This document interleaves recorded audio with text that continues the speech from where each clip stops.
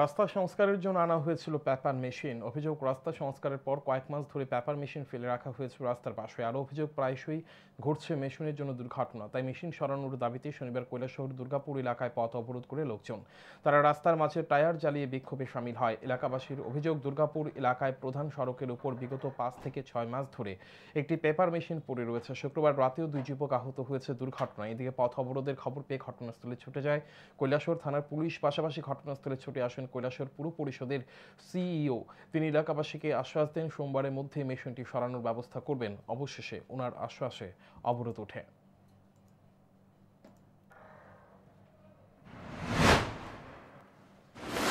প্রত্যেকদিন প্রতিনিয়ত এভাবে হচ্ছে। আসলে বেআইনিভাবে এই মেশিনটা রাখা হয়েছে। তো আমরা এলাকাবাসীর তরফ থেকে এবং এখানে আমাদের গ্রামের সেক্রেটারি রয়েছেন, তিনি এলাকার মানুষ সবাই মিলে একত্রিত হয়ে আমরা আন্দোলন করেছি এবং তাদেরকে আমি আশ্বাস দিয়েছি যে সোমবারের মধ্যে এই মেশিনটা এখান থেকে আমি আমরা প্রশাসনিক যুগে সরানোর ব্যবস্থা আমরা করবো। কারণ এই মেশিনটার কারণে অনেক মানুষ সেখানে অ্যাক্সিডেন্ট হচ্ছে, দুর্ঘটনাগ্রস্ত হয়েছে। তো এটা তো আমরা জনস্বার্থে এটা ঠিক না, যেই কারণে হচ্ছে নির্বাচন করবো এবং